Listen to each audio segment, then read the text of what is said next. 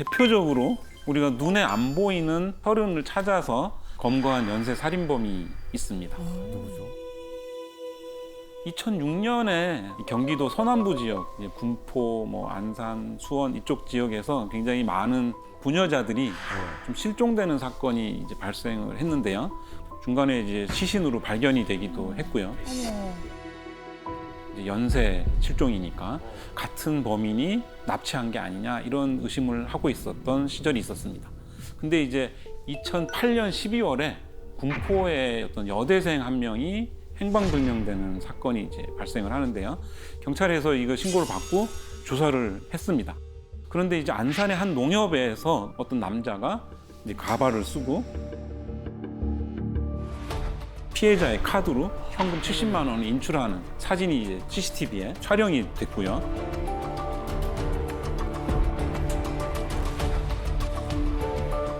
행방불명되는 그 시점을 중심으로 해서 범행 시간에 일단 통과된 차들을 CCTV를 이제 많이 분석을 했는데 그 중에 검은색 에쿠스가 이제 용의 차량으로 이게 떠오르게 되는데 차량 명의자는 보니까 여성이었어요. 60대 여성이었는데 그 사람한테 전화를 했더니 사실 운전은 아들이 하고 있다 이렇게 얘기를 합니다. 10명의 여성을 살해한 네, 강호순.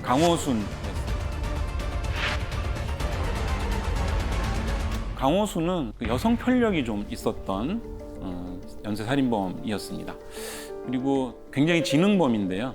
강호순이 검거되기 전에 2004년에 유영철 연쇄살인 사건이 있었고 또 정남규라고 연쇄살인범이 있었고요.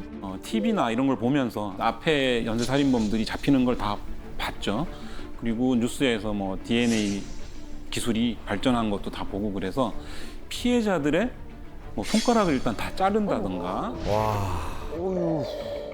혹은 피해자들의 의류라든가 이런 소지품을 다 태우고 그다음에 이제 묻고 하는 지능범이었던 걸 볼 수가 있습니다. 경찰에서는 근데 이런 그 주도 면밀한 강호순의 이런 성격 때문에 사실은 강호순을 유력한 용의자로 보게 됐습니다. 왜냐하면 강호순이 이 DNA나 이런 것들을 잘 알고 있었기 때문에 본인의 차량 2대를 태워버립니다. 태워버리니까 더 이제 경찰에서는 의심을 하게 되고 근데 자백을 하지 않고 있었던 상태고요. 그래서 이제 경찰에서는 강호순이 용의자이기 때문에 혹시 옷이라든가 이런 범행 도구 같은 게 집에 있는지 그 옷에 혹시 피해자들의 실종자들의 피가 묻어 있는지 이런 것들을 이제 분석해달라고 국가수로 굉장히 많은 증거물들을 의뢰를 합니다. 의류 중에 이제 까만색 잠바가 하나 있었습니다. 그 트럭에서 이제 경찰이 수거한 바로 이 점퍼인데요. 그냥 보기에는 너무 깨끗하고 만약에 여기서 피가 보였으면 강호순도 버리거나 다 이렇게 했겠죠. 근데 이제 블루스타라고 하는 루미놀 시약을 가지고 이렇게 뿌려보니까 굉장히 아주 미량의 피를 찾을 수가 있었는데 이 피가 그 강호순이 검거됐던 그 여대생 납치 사건의 그 피라고 생각을 하고 이제 분석을 했습니다. 이게 굉장히 중요한 사건이니까 빨리 분석을 했어요. 하루 만에 다 분석을 해서 결과가 나왔는데 결과 나온 이 DNA가 그 여대생 게 아니고 또 다른 여성의 DNA가 이제 검출이 된 거예요. 그 당시에는 데이터베이스도 없었기 때문에 이제 누구의 DNA인지 알 수는 없었죠. 근데 이제 경기 서남부 지역에 그 부녀자들 계속 실종이 되면서 제가 이제 좀 더 눈으로 좀 쉽게 이제 보려고 포스트잇에다가 그 실종됐던 분들의 DNA를 이렇게 적어 놓은 게 있습니다. 그래서 책꽂이에다 붙여놨었는데 그 보니까 그거랑 이제 딱 맞는 분이 한 분이 있었던 거죠. 소름. 그래서 정말 이제 소름이 좀 쫙 끼치면서 바로 그날 저녁에 이제 담당 경찰서 경기 남부지방청에 전화를 해서 그 피가 한 달 전에 실종됐던 다른 여성의 DNA다. 그래서 다음 날 아침에 제가 듣기로는 이제 경기 서남부 지역에 실종됐던 실종자들 다 본인이 죽였다 이런 자백을 받았다는 얘기를 들었습니다. 그럼 그 혈흔 하나, 그 작은 혈흔 하나 때문에 수백 벌의 옷에 그 루미놀 시약을 다 이렇게 뿌려보신 거예요? 그렇죠. 굉장히 이제 중요한 사건이고 사실은 어디서 나올지 알 수가 없기 때문에 증거물이 많아서 좀 고생은 했지만 이제 하나씩 다 뿌려서 피를 찾게 됐고 그게 이제 다른 실종자께 되면서 연쇄살인의 전모가 드러나게 된 거죠. 또 하나는 치약이 단점이 이제 다 좋은데 좀 비싸다고 하는 거. 그래서 범죄 현장에서 막 이렇게 피를 찾는다고 뿌리게 되면 돈이 많이 들어가요. 그래서 요거를 좀 국산화하면 좋겠다고 해서 이제 국산화에 하게 된 계기가 됐던 사건도 바로 강호순 사건이 되겠습니다. 그리고 또 하나 이제 강호순 사건이 굉장히 나비 효과가 큰데요. 이 강호순 사건 때문에 사실은 우리나라에 범죄자 DNA 데이터베이스가 시작이 됩니다. 처음에 2004년에 유영철 연쇄살인 사건 때 외국처럼 우리나라도 범죄자 DNA 데이터베이스를 만들자라고 하는 그런 움직임이 있었는데 당시에는 좀 그게 실패했어요. 이 검찰과 경찰이 또 서로 이제 하겠다고 하기도 했고 시민단체에서도 반대도 있었고 그래서 이제 무산이 됐었는데 강호순 사건이 터지면서 우리나라도 범죄자 DB를 만들어야 되겠다. 그리고 범죄자 데이터베이스가 만들어지면서 최근에 이춘재가 화성의 연쇄살인 사건의 범인이라고 하는 것도 이렇게 밝혀지게 된. 이춘재 같은 경우에는 당시에는 당연히 DNA가 없었으니까 기술이 DNA 증거에 대해서 전혀 아무 생각이 없었고 그래서 굉장히 많은 증거물을 남겨놨습니다. 지금 검출이 된 거는 피해자들의 의뢰에서 이춘재가 손으로 만졌던 부위들 거기서 이제 검출이 된 겁니다. 그대로 나오는 거. 그래서 DNA 감식이 강력한 이유 중에 하나는 굉장히 미량이라도 증폭을 해서 이제 볼 수가 있다. 그래서 우리가 뭐 눈에 보이지 않는 혈흔도 마찬가지고 손으로 만진 그런 증거물에서도 DNA가 검출이 될 수가 있습니다. 이춘재도 마찬가지인데요. 자백을 하지는 않죠. 근데 이제 이춘재의 한테 너의 DNA가 옛날 화성 연쇄살인 사건 증거물에서 나왔다고 하니까 자백을 하게 되는 거죠. DNA가 나왔다고 하니 내가 자백을 한다 이렇게 얘기를 했습니다. 그 이춘재가 이제 범인이라고 밝혀졌을 때 2019년이죠. 2019년 가을에 학회가 있어서 베트남에서 이제 발표를 하기 전이었는데 그 뉴스를 듣고 한국의 아주 오래된 미제 사건, 화성 연쇄살인 사건이 DNA 감식으로 이번에 해결이 됐다라고 하니까 많은 참석자들이 박수를 쳤던 네, 기억이 납니다. 제가 들으면서 또 신기한 게 30년 전에 흘린 땀도 분석이 되나요? 굉장히 오래된 시료에서도 분석이 가능합니다. 이 이유는 DNA라고 하는 물질이 원래 굉장히 안정한 물질입니다. 생각해 보시면 아주 오래된 이집트 미라라든지 또 심지어는 2만 년 된 네안데르탈인 화석에서도 DNA 분석하는 걸 보면 굉장히 DNA가 안정하다는 걸 볼 수가 있고요. 근데 이제 피 같은 경우는 좀 육안으로도 관찰 가능한 자국이 있는데 땀은 사실은 그런 게 없잖아요. 그거 어떻게 거기에 그 땀이 있을 거라고 또 추정을 하고 또 이거 하시는지. 뭐 혈액은 아까 루미놀로 찾을 수도 있고 한데 땀이나 이게 만진 부위는 사실은 찾기가 어렵습니다. 그걸 찾기 위한 연구는 지금 하고 있지만 일단은 있을 것 같은 부위를 닦는 거죠. 아, 목 뒤, 누렇게 그렇죠. 되는데. 뭐 장갑이면 안쪽, 뭐 팬티면 또 어디 만질 수 있는 사이즈가 작으면 다 닦을 수도 있고. 그리고 광원이나 이런 게 있습니다. 그래서 그 과수 요원들이 그 들고 다니는 그 후레쉬 같은 게 있는데 눈에 잘 안 보이는 아주 미량의 흔적도 일단 찾을 수가 있습니다. DNA 수사가 굉장히 중요한 그 사건 중에 하나가 이제 성범죄 사건이 있습니다. 예, 성범죄 사건은 대표적으로 이제 정액 같은 증거물들이 다 남게 되는데 그 중에 이제 대표적인 게 대전 지역에서 있었던 연쇄 성범죄 사건인데 우리가 대전 발발이라고 알려져 있는 사건이 되겠습니다.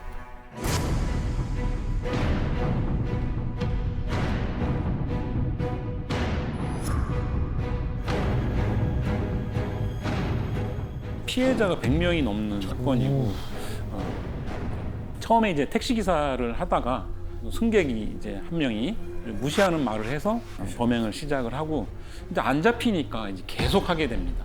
그래서 처음에는 유흥업소 직원들 종업원들을 대상으로 했다가 일반인들로 다 이제 또 확대가 됐고요. 또 가스 배관을 타고 이렇게 올라가서 이제 화장실 창문으로 막 들어가기도 하고 상이라는 가상의 어떤 이름을 사람을 써서 여기가 상이 집 아니냐 뭐 이런 식으로 피해자가 듣도록 한 다음에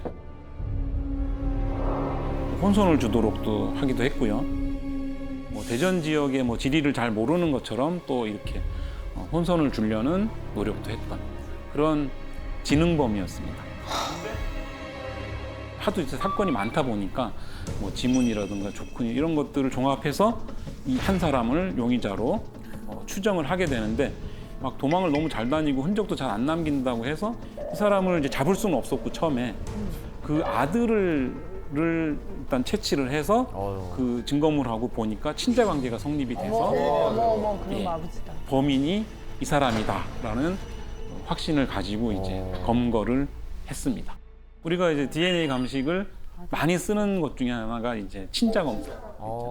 우리가 대량 재난 사고의 피해자가 누군지 신원 확인하잖아요. 그때도 기본적으로 이제 직계 가족의 친자 검사를.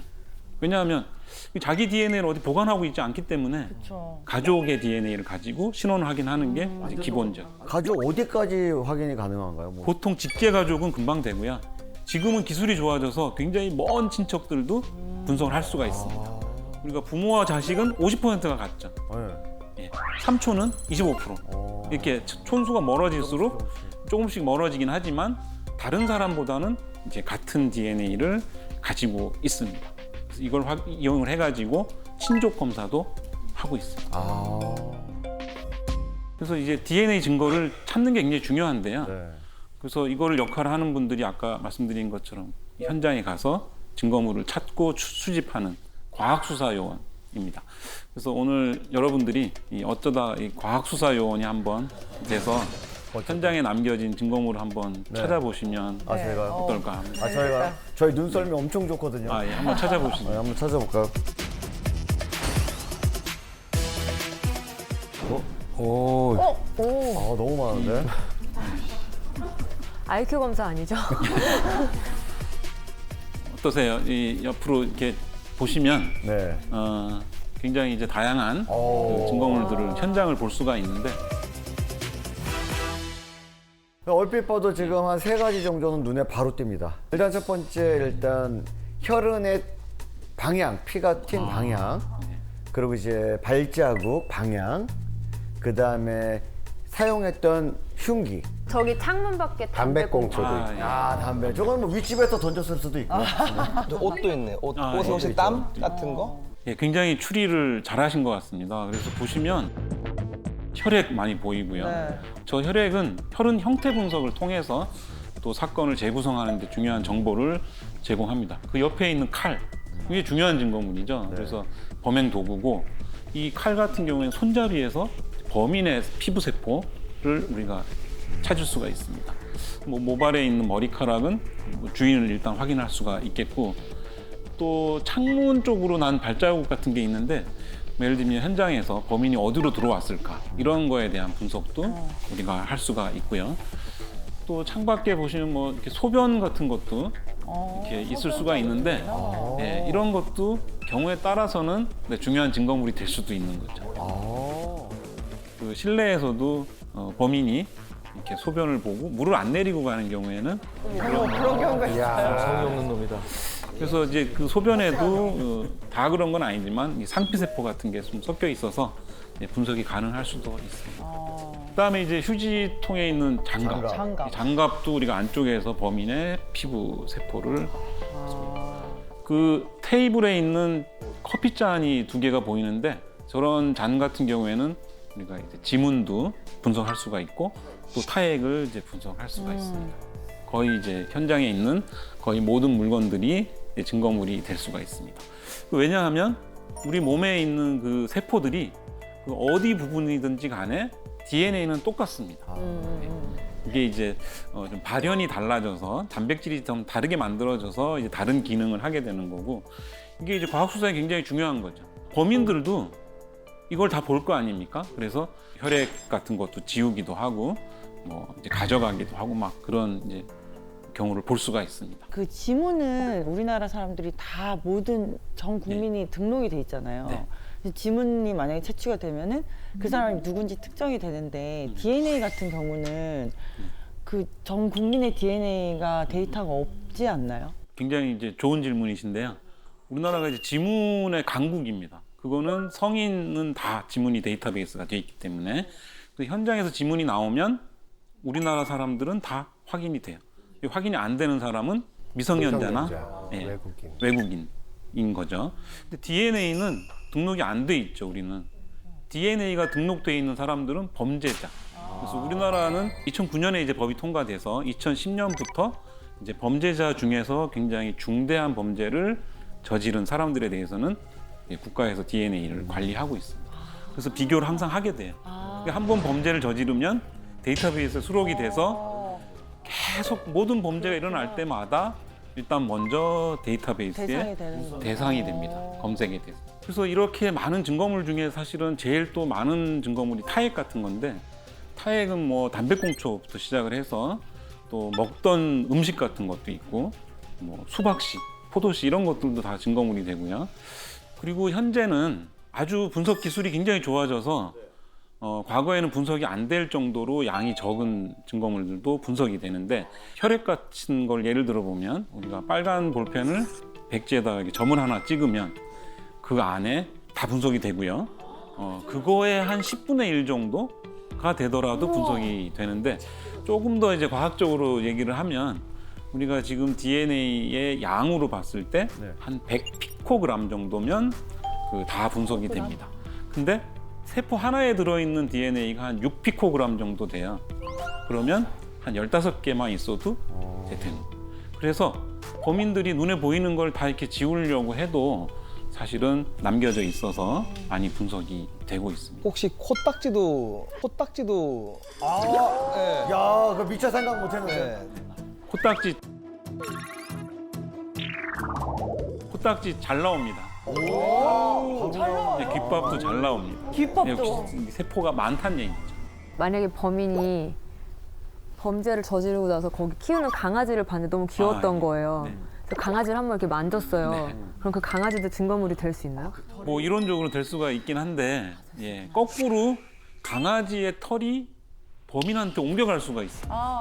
그래서 나중에 용의자를 잡았을 때 그 집에 그 키우던 강아지의 털인지는 굉장히 중요한 증거물로 분석하는 경우도 있습니다. DNA는 사실 어디나 다 있을 수가 있고요. 그 중에서 사실은 범인이 남기고 간 걸 또 찾아야 되고 DNA가 이제 오염이 되면 그 DNA가 범인 걸로 생각이 돼서 굉장히 혼선을 주고 이럴 수가 있는 대표적인 사건이 하나 있는데 1993년부터 2009년까지 굉장히 오랜 기간 동안 오스트리아 또 독일, 프랑스에서 있었던 여러 사건 증거물에서 동일한 여성의 DNA가 검출이 됩니다. 특히 살인 사건도 포함이 돼 있어서 얼굴을 알 수 없는 여성 연쇄살인범이 유럽에 있다 이렇게 알려지게 됐던 사건이 있는데 굉장히 많은 인력들이 각 나라에서 이 연쇄살인범 여자를 검거하려고 4억 정도가 현상금을 걸어서 예, 당시에 이제 30만 유로 정도 해서 4억 정도의 현상금도 걸려 있었던. 근데 이제 2009년에 프랑스에서 어떤 불에 탄 남성 시신이 하나가 이제 발견이 되는데 이 남성 시신에 지문을 채취를 하고 했는데 이 거기서 정말 이제 말도 안 되게 이 똑같은 여성의 DNA가 나와요. 사실 이거 말이 안 되는 거잖아요. 불에 탄 남성인데 여성의 그 DNA가 나왔다. 그래서 이제 알게 된 사실이 채취할 때 썼던 이 면봉이 오염이 돼 있었다. 네, 이 면봉을 만든 회사가 오스트리아에 있었던 회사인데 면봉 회사의 직원 DNA로 그 본인은 면봉만 열심히 만들고 포장했는데 현상금이 4억인 거예요.